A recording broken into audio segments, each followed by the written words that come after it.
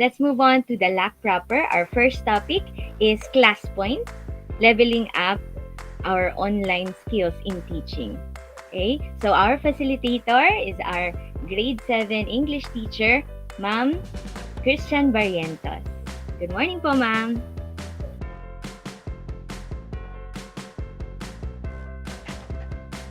Po. Loud and clear. Thank you so much. Good morning po mga ka-Ingleseras. Good morning, a pleasant morning to everyone. I hope you can hear me and you can see me. Yes, ma'am. Yes. Okay, so let me present to you something before I start. So for our objectives,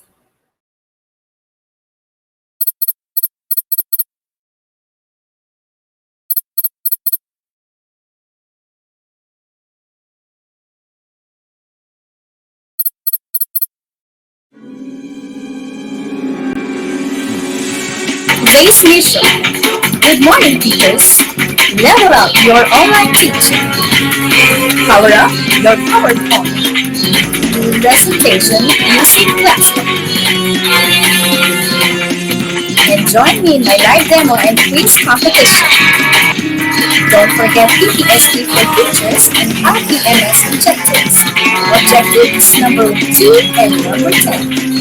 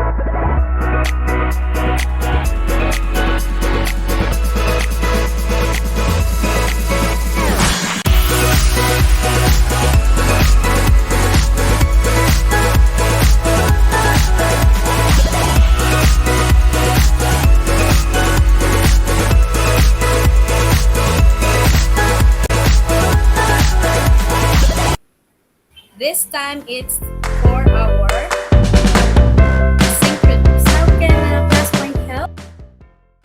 You can turn normal PowerPoint slides into interactive quizzes during slideshow.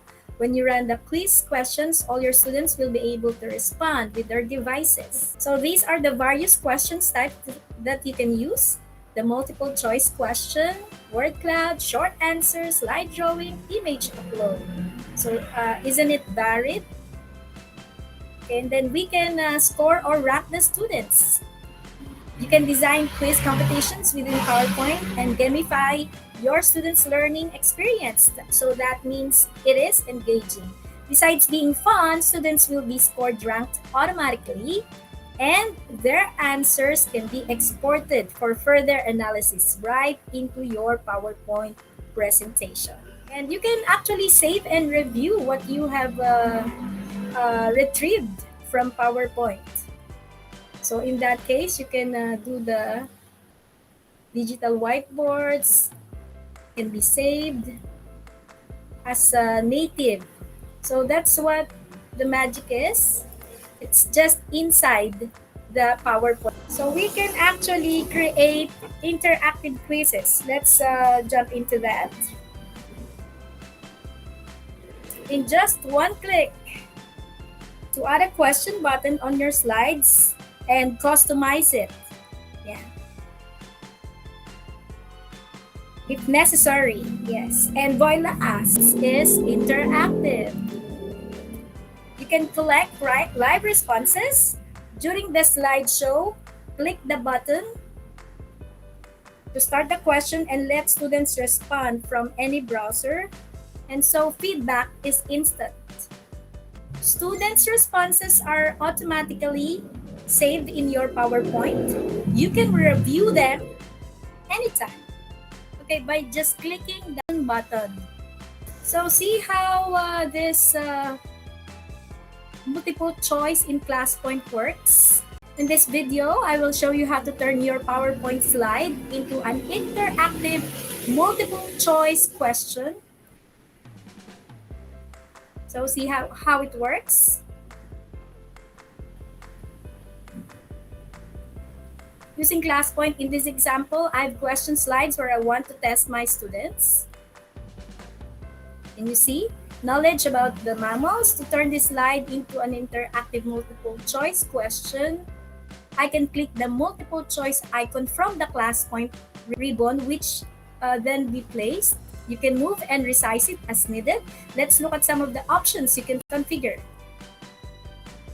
So on the panel, question property panel, you can define the number of questions, whether to allow the students to select multiple answers. And for the competition mode, we will come back later in another video. In this example, I have 4 options, 1, 2, 3, 4. If I don't need to change. So I'm going to allow students to choose more than 1 options, although the only correct answer is D. So congrats! You have just turned your question slide interactive. So it's easy peasy. Now, students can use any device with a browser and head to Classpoint app. After entering the correct class code, their names, they will be able to join your class and interact with you. When I click on the multiple choice button, the question slide is set along with the options. As they submit their answers, the chat will live update. Okay? So you can also know the button. You can see the number of responses. Display and close submission button. You can minimize this dialog to view your slide. So other student engagement tools includes audience slide viewer. You can turn it into slideshow or not slideshow. Then we also have the quick poll.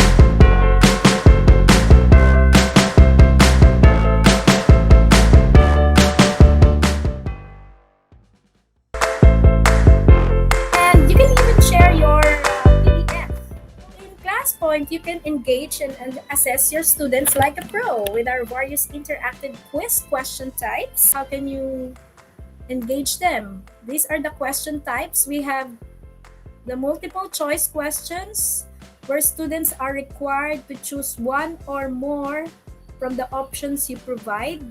Their answers will be collected and reflected in a live chat. Okay, so that's how it is. And then we also have word cloud. Words, phrases, or numbers submitted by students will form a cloud for you to visualize contributions. Great for brainstorming and collecting quick opinions. Can you see my slide? I'm now on word cloud. Kita nyo na po yung word cloud. Okay. And this is the short answer. You can ask a question and collect text inputs from your students. Multi-paragraphs are supported. This is the best way to ask open-ended questions. So dito ko po talaga nalalaman kung sino yung matatalino, and average. So live responses will be assessed then instantly. Are you with me po? Can you see the slide drawing? Okay, are we now on the slide drawing? So you can send a slide to students.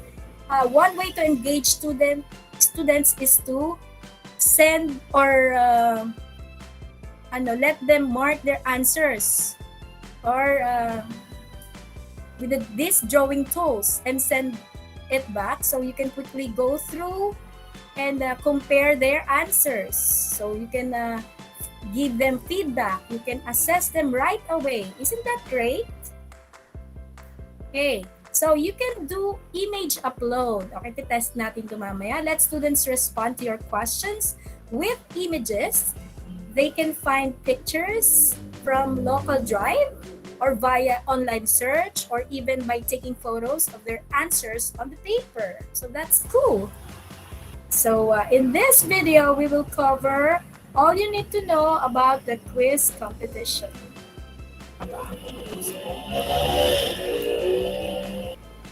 Competition mode allows you to turn fun, engaging way. So I have here 3 questions in my slide deck on the solar system, which already have multiple choice buttons. You see the multiple choice button there? We only have to click the corresponding checkbox, competition mode. And then in the side panel, and then I will go through the same short process for the other 2 questions in my slide deck. And that is all the setup you need. So let's try out this competition. So I have here 10 students joined to help and test out this competition. So we can run the first question and begin receiving responses. Okay, when all the responses are submitted, and we are going to close it. We can see it. We can review in the window. We can just show correct answers only. So I can also review the leaderboard. This leaderboard shows the top-ranked students. Right then and there, they choose the correct answer and how fast. And then we also have on the Classpoint toolbar. Nakita niyo po yung baba? Ayan po. This is the Classpoint toolbar. Ito po yung toolbar ko. Ayan. Ito po, nakikita niyo po. So, there you can find the laser pointer, of course, the mouse cursor, the pens that we need, that we can beforehand choose the color, the eraser, the whiteboard, the quick poll, the pick a name, and the competition mode icon. Slide annotation and whiteboarding. You can use Classpoint. It provides slide annotation. Mag-example ako. For example, I chose the pink one. Hi po. Yan. So you can annotate your slides. Classpoint annotation toolbar gives you quick access to pens, highlighter, eraser, laser to aid your teaching presentation. Yan, you can use that. In English, siguro yung part of a sentence. Okay? And so let your ideas flow with whiteboard. It is added during presentation when you quit slide. Yung whiteboard natin, pwede rin natin gawing kumuha tayo ng picture and then yun ang pinaka-slide to share as whiteboard with picture. Okay? Yan. So this is for mathematics. But then, if you want to say something like annotate something, you can use this. Okay. You can mark on students' responses. Live. So you can customize pens and whiteboards. Anumang kulay ang gusto mo. There are 5 colors to choose from. So you can be very creative and filled with art. And 6 whiteboard backgrounds you can use. Ayan, 6. 1, 2, 3, 4, 5, 6. Ito, nakita nyo to. Laser pointer ako If you notice this one, na-i-add na-customize na. So, you can personalize whiteboard.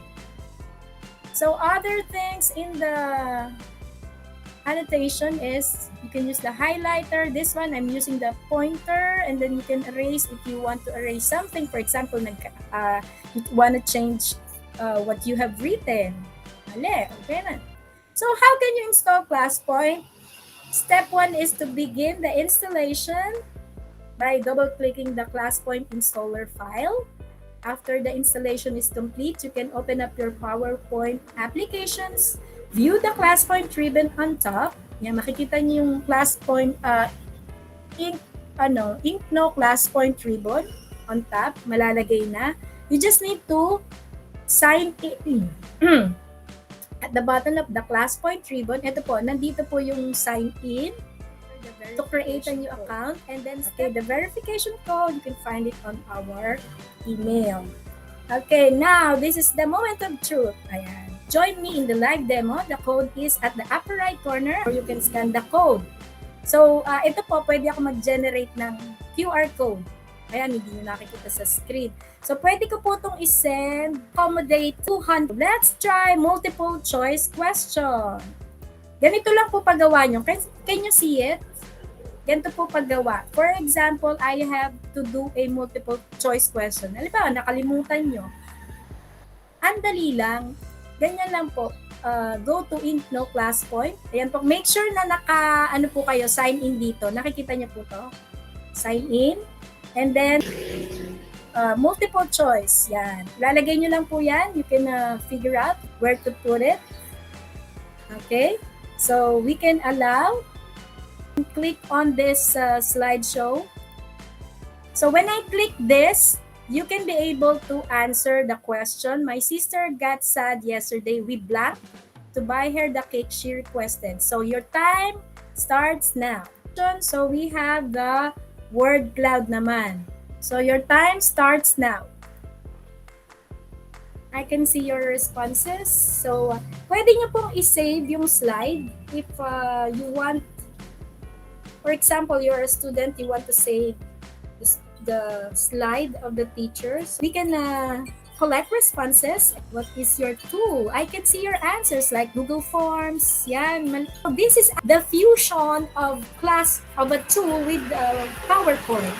So making your PowerPoint powerful. So let us try short answer.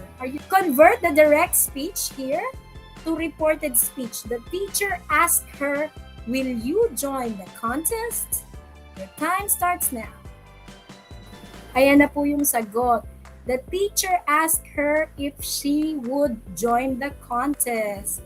Hooray for Harvey! Tama yung sagot ni Harvey. Ayan. So ito yung mga, hindi ko ma-show sa inyo kung sino yung nilike ko kasi nga wala sa entire screen. So ang tumama po, of course, si Ma'am Lane. Ayan, pwede nyo pong checkan. Kita nyo po yung screen ko. Ayan ba, tama si Ma'am Lane. Checkan ko. And that's the short answer. How about our slide drawing? Slide drawing. So you can put here, slide drawing sa inyong ribbon. Kukunin nyo yung slide drawing. And then you are going to choose kung ilang minuto. Close submission after a minute na lang po. A minute. Okay. And then close. Now, you are going to encircle all the verbs. Yeah, mostly when we're having this discussion about verbs. So, slide drawing po tayo. You can encircle the verbs. So, pasensya na po 1 minute lang po talaga. Nag-automatic na po kasi siya. So, we answered break, love, skip, swing 100%. Sino to? Si Sarah Mill. Very good si Sarah Mill. Okay, nakikita niyo po. And then, eto pa, yung sagot ni Arlene, ni Ma'am Arlene. Ayan, meron bang nawawala? Wala. Tama, correct, perfect. You can check it. Isn't that instant? Pero kung iisa-isayin nyo, di ba mahirap? So, you just have to save for review. After na lang ng klase nyo tignan. I have inserted it. The results will be found on my PowerPoint presentation right away, instantly. Ayan, si Ma'am Irma. Tama rin lahat. Okay. So, very good. Pwede mo lagyan. Very good. Okay. So, you can use slide drawing in many ways. For example, I have this one. This one naman po, slide drawing po ulit. So, I'm going to put some slide drawing here. And then, it will stop in 1 minute. Then, close it. Ganun lang po kadali. Di ba po? Ang dali lang po lagyan. Ayan lang po, in just a few clicks lang. Okay? So, you can start. I want you to make a meaningful drawing out of this hand-drawn pieces here. Your time starts now. Sige po, pagandahan. Okay, so wala pa nagda-drawing. Ayun, ang galing naman ni Ma'am Irma. And then, save for review. Ayan, yan yung gawa ni Irma. Wow. Ma'am Chris, pinagsama ko yung tatlong figures. Kaya nga. Isn't that, creative? Wow, this is a house. Ay, really? Oo nga, no? Thank you, Mama. So, this one, yan, nakikita niyo yung, creative skill ni Ma'am Glo. May bahay talaga si Ma'am Glo and heart. Okay, so, we could have explored more, kung hindi ako naglagay ng 1 Di ba, minute. Ma'am Chris, akala ko bubuin. Ay, oo. Engineering yung course ko dati. Ang galing, So, nag-enjoy po ba kayo sa slide drawing? Marami pa kayong pwedeng gawin Nice. dyan. Sa slide drawing, marami pa kayong pwedeng gawin. Ito, you can encircle your answer. So, your image upload would be submit a photo of an item that you have added to cart o kaya naman nabili nyo na. You have bought and you have added to cart. So, yan yung magiging next natin, So, nakalagay na pala yung image upload ko. So, we can now go to reading view. So, your time starts now. This is uploaded by Ma'am Glo. As you can see, this is by Ronchel. Ayan, ito yung kay Dayan. Ayan, ni Ma'am Lane. Wow. Add ko na rin yan. And then we have, wow, pagkain. And also from Irma. And this one by Carla. This is Harvey's. Wow, Chris, may ganda ng bahay. And of course, this is from Ada. So, are you ready for the quiz competition? Quiz challenge. Accepted. Accepted. Hindi pa po accepted. Let's go to our quiz competition. Number 1. That's the question. You only have 1 minute lang po, Pagka lumagpas po kayo ng 1 minute, okay, magko-close na po yung submission. So, how many interactive quizzes are there in the Classpoint Tribune? Your time starts now. Results. So, you can find the details. Nakalagay dyan sa baba. Details can be found in the notes. Nakikita niyo po yan? What do you think is the answer po? A. Si Ma'am Ronchel? Yes po. Yes, let's find out if the answer is A. Tignan ko kung tama itong ano. Yay! Yay! Yahoo! Yan. Okay, let's go to number 2. Which of the following is not present in the Classpoint toolbar? Your time starts now. A. Laser point. B. Quick call. C. Whiteboard. And D. Share PDF. Close. So, lahat-lahat po kayo ay tama. Okay, so, balikan natin. Okay, sabi ko po kanina sa inyo, lahat kayo tama. So, for you, sure, you have nailed it. Kala ko, you have chocolate. Okay. So, it is a box ticked in multiple choice interactive quiz for it to become extra challenging to the students. So your time starts now. Is it A, interactive? Is it B, competition mode? Is it B, challenge mode? Or is it D, quick poll? Okay, what is your answer? Unang B. Unang B. Unang B. Sino mag-a-answer? Lahat kayo. Okay, Petition nga, Ma'am Chris. Okay, na-insert ko na yung results. So, you can find there. Yan, ibig sabihin, nakikita nyo, assessment tool. Makikita nyo na, maraming sumagot ng tama. Ibig sabihin, tama yung ginawa ko. Diba? It is an interactive quiz where the solicited words from the students are clustered to give the teacher a general overview of all the students' progress. Okay, your time starts now. Alam na agad yung sagot, Pabilisan to, palakasan ng wifi. Tsaka pabilisan.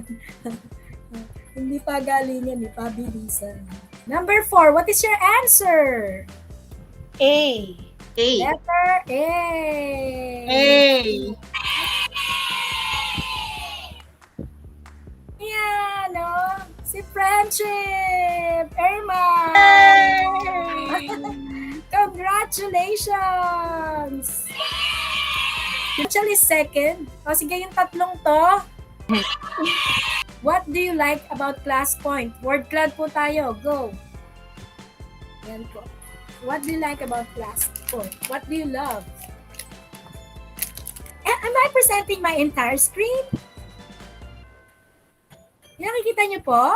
Ma'am. Answer me. Yes. Yan po yung nakikita. Tingnan niyo po. Yung live status, pag pinindot niyo po yan, nakikita niyo kung sino yung nag-submit, kung sino yung pending, matutulungan niyo. Ayan.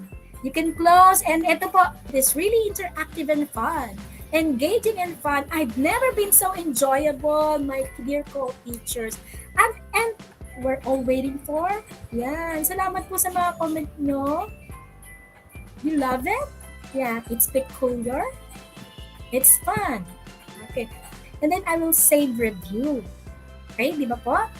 So, you can insert your slide there. So, let me just go back. So, pagka gusto nyo mag-go back sa hindi presentation mode, dito po kayo sa exit slideshow. Nakikita nyo yung laser point. Did great. How did you do po? Okay, doon po sa competition na, how did you do? Ano po ba? Doon sa quiz competition yung tanong na yan eh. Ayan. So, if I am going to view, ayan po, pwede ko pong pindutin yung yellow. Ayan po, nakita nyo ma'am? Awesome, great. Okay, kunyari, how did you do in the Classpoint? You did my best, but it wasn't enough. You did great! Yes, Christetay! Okay, nakikita nyo na po? Everyone? Tinatanong ko sa inyo, Ma'am Christian, kanina, Ano po? kung yung Yan. bawat may kulay na yan ay answer sheet ng bata. Live po sa cellphone nila, makikita nyo po kung ano yung sinasagot. Mm. Kasi po ma'am, pag kinlow submission nyo yan, ang lilitaw po yung kanina na nakalagay na answer nyo po. Parang inalis na nila yan kasi halimbawang napakarami, 200. Nilagay nila sa page. Kasi ito, may nakikita kasi akong pangalan ni Ronchel, ni Adapot, ni Opo. Chris May. Yan po yung So, ibig makikita sabihin, nyo. ibig sabihin, itong anong to, yan yung parang sheet nung Opo, tingnan nyo po mama. Opo, di ba nakita nyo, halimbawa, nagustuhan ko yung sagot ni Juan, ni 2, ni 3. Lalagyan ko po ng heart. Nakikita nyo po? Nilalagyan ko ng heart. Can you see? Yes, ma'am. Responses. Yan. Oh, naintindihan ko na. Thank you, Ma'am Chris. Okay. You're welcome, ma'am. You're most welcome. Kapag ka po may nagsalita ng trash talk na estudyante, pwede nyo pong burahin. O kaya download nyo muna para may ebidensya. Diba po? This is live. This is what I'm telling you. Ayan. Sino pa po nagsasagot? Ma'am Chris, yan po ay for di ba po? For yung teacher view only. Yeah. So, nakalimutan ko i-share sa inyo yung student's view. Siguro na busy. Okay? So, that's the teacher's view. Pwede nyo po i-close yan kasi halimbawa, para hindi kopyahin ng mga estudyante nyo, pindutin nyo lang ulit yung yellow, nilitaw na ulit yan. Hanggat di nyo pa po pinipindot yung close, hindi pa magko-close. Makakasagot pa sila. And then here, nakikita ko kanina, di ba, sinasabi ko sa inyo kung ilan yung sumali, ilan yung nagsasagot. Ito, this is the time. This is the live status. Pipindutin nyo yan. Makikita nyo yung sino nag-submit, sino yung pending, hindi sumasagot, nag-join lang sa Google Meet pero hindi sumasagot. Nasa baba po, ilalagay po sa baba ni Classpoint kung sino yung mga nag-participate. Okay? So, close submission ko na po. Pag in-close nyo yan, you can save your review. Insert nyo muna yung results. Ayan. Ito po, buksan nyo ulit. Naging green. Di ba yung blue naging green? You can view responses. Yan, makikita nyo po ulit. And then you can insert the results. Pag insert result po, ito na yung lilitaw.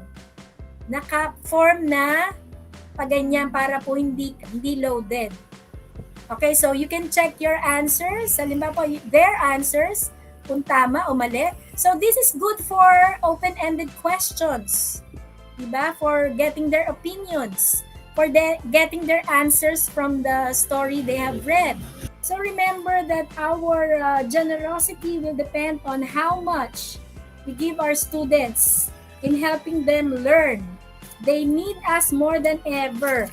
Research has found that performing acts of generosity reduces the activity in the amygdala. This is part of the brain, human brain, associated with stress and anxiety. So if you give this to your students and make them happy, it will make them happy, you happy too, at nababawasan ng stress. So you got my point? My point is use Classpoint with your PowerPoint. Okay? Thank you also po. And with that, I'm in my with. There's more giving than receiving. Yan po. A very famous line from the Bible. Thank you so much po. I love you po. Hey, thank you so much, ma'am. Congrats, Ma'am Chris. Thank you so much, Ma'am Christian Barrientos. Indeed, Classpoint can make our PowerPoint more powerful. Thank you for sharing with us that Classpoint can actually be fused to our Microsoft PowerPoint to make it even more interactive. That will definitely, surely be helpful so we can make our lessons more engaging and fun. Congratulations, Ma'am Christian.